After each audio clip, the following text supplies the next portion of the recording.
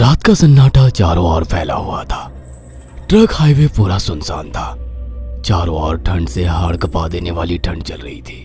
Highway के चारों ओर घना जंगल था। उसी हाईवे पर एक मर्सिडीज दौड़ रही थी। उसमें 3 लोग सवार थे, राहुल, निधि और उनकी 10 साल की बेटी तानिया। राहुल अपने दोस्त सैफ के घर ईद की पार्टी में शामिल होने के लिए गया था और पार्टी करके घर लौट रहा था। निधि ने मुस्कुराकर ड्राइव करते हुए राहुल से कहा, कुछ भी कहो राहुल, आज तो ईद की पार्टी में मजा आ गया। हाँ, मेरा दोस्त बहुत ही बिंदास और हंसी मजाक करने वाला व्यक्ति है। मैंने देखा उसके घर पर शहर की एक से एक बड़ी हस्ती थी, मगर फिर भी वो उन सबको इग्नोर करके हमें इम्पोर्टेंस दे रहा था। हाँ, देगा क्यों नहीं, आखिर मेरा दोस्त जो है। सच में राहुल, अमेरिका से इंडिया लौटकर बहुत अच्छा फील हो रहा है। वैसे तुम्हारा दोस्त सचिन अभी तक नहीं आया अमेरिका से? निधि की बात सुनकर राहुल चौंक कर बोला, ओह शिट यार, उसका फोन आया था कि वो इंडिया आ रहा है। उसने बोला था कि मुझे एयरपोर्ट पर पिक कर ले। निधि बहुत नाराज होगा वो। कोई बात नहीं, उससे बोल देना कि तुम्हें बिल्कुल याद नहीं रहा और फिर तुम्हें सैफ की इनवाइट की हुई ईद पार्टी में भी तो शामिल होना था। निधि ने इतना बोला ही था कि उसकी बेटी तानिया ने अपनी माँ की ओर देखकर कहा, मुझे भूख लगी है माँ, और प्यास भी। तानिया की बात पर निधि ने बुरा सा मुंह बनाकर उसकी ओर देखकर कहा, पार्टी में तो इतना खाया था तुमने, फिर भी भूख लगी है। निधि की बात पर तानिया ने मासूम सा चेहरा बनाकर कहा, कोई बात नहीं मम्मी, मुझे पानी ही पिला दीजिए। कितनी बार बोला है मुझे मम्मी मत बोला करो। पानी अभी नहीं है, आगे जाकर कोई शॉप पड़ेगी तो बोतल खरीद के दे दूंगी। निधि की बात पर राहुल ने मुस्कुराकर कहा, छोटी बच्ची है निधि, इतना नाराज होना सही नहीं है। राहुल ने इतना कहा ही था कि अचानक एक काली परछाई राहुल की कार के सामने आकर खड़ी हो गई। राहुल के पैर अचानक ब्रेक पर पड़ गए।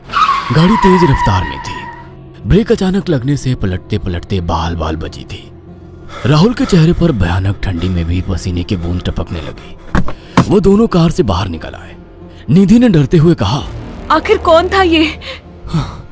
ऐसा लगा जैसे कि कोई भयानक काली परछाई मेरे कार के सामने आकर खड़ी हो गई हो। वो दोनों काली रात के सन्नाटे में इधर उधर देखने लगे। तभी निधि को एक घने पेड़ के पास 2 चमकीली हुई आंखें दिखाई दी। उसकी आंखें बिल्कुल भेड़ियों की तरह लग रही थी। निधि ने चीखते हुए राहुल से कहा, राहुल देखो कौन है वो, जल्दी से गाड़ी में बैठो, मुझे बहुत डर लग रहा है। राहुल ने उस तरफ देखा तो उसके रोंगटे खड़े हो गए। वो दोनों गाड़ी के अंदर बैठने ही वाले थे कि अचानक एक अजीब सा चेहरा वाला भयानक सा आदमी बिजली की रफ्तार से उनके सामने आकर खड़ा हो गया। राहुल ने देखा कि उसका चेहरा बिल्कुल सड़ा हुआ था और उसकी आंखें भेड़िए की तरह चमक रही थी। उसके लंबे लंबे बाल उसके कंधे तक आ रहे थे और उसके दांत भेड़िए की तरह बाहर की ओर निकल रहे थे। हाथों की जगह नुकीले पंजे थे। राहुल को देखकर अजीब से अंदाज में हंसने लगा, मगर जैसे ही राहुल की नजर उसके कपड़ों पर गई, राहुल की आंखें फटी की फटी रह गई। वो हकलाते हुए बोला, भाईजान, भाईजान, मुझे माफ कर दो, मुझे छोड़ दो। राहुल ने इतना कहा ही था कि अचानक उस अजीब से दिखने वाले भयानक आदमी ने अपने पंजों से राहुल की गर्दन कसकर पकड़ ली और एक ही सेकंड में उखाड़ कर जमीन पर फेंक दी। राहुल के धड़ से लाल रंग का खून का फुहारा फूट पड़ा। इस भयानक मंजर को देखकर निधि के गले से एक जोरदार चीख निकल गई। निधि इससे पहले भागती कि अचानक उस भयानक दिखने वाले आदमी ने निधि को पकड़ लिया और अपने नुकीले पंजे उसके पेट में गड़ा दिए और उसकी अतड़ियां बाहर निकाल दी। निधि की एक दिल दहला देने वाली चीख सन्नाटे को चीर गई।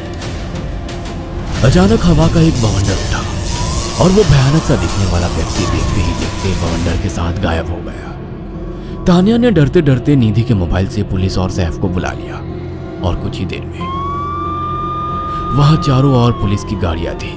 पुलिस ने राहुल के दोनों दोस्त सैफ और सचिन को वहीं बुला लिया।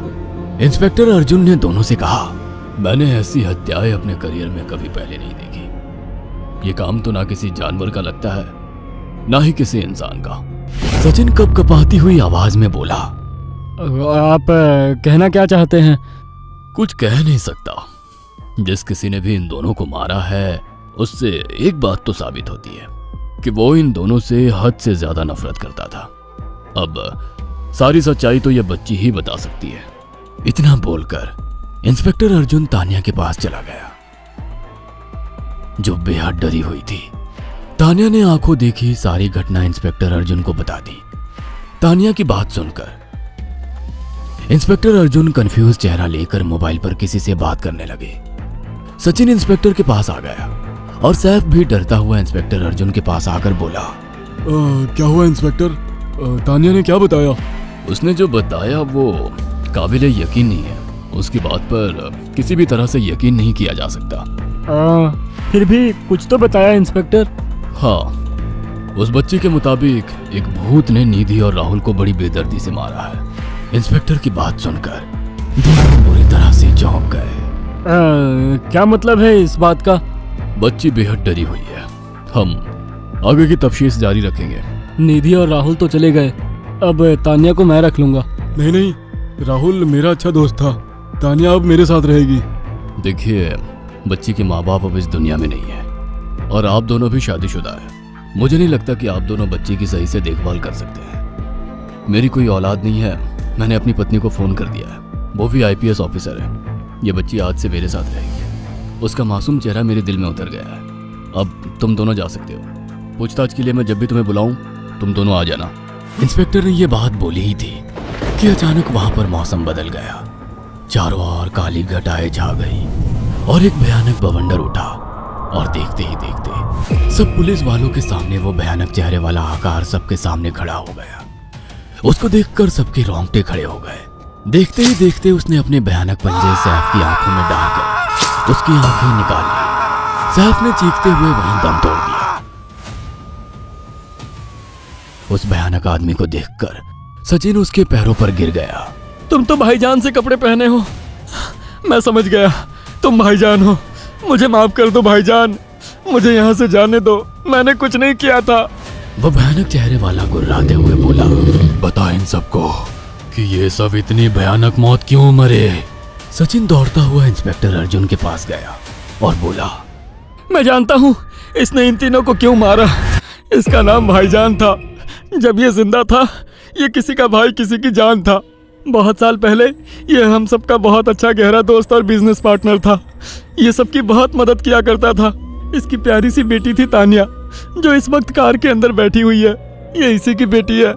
भाईजान अपने सारे पैसों से एक बहुत बड़ा हॉस्पिटल खोलना चाहता था जिससे गरीबों का मुफ्त इलाज किया जा सके, मगर हम तीनों इसके लिए तैयार नहीं थे।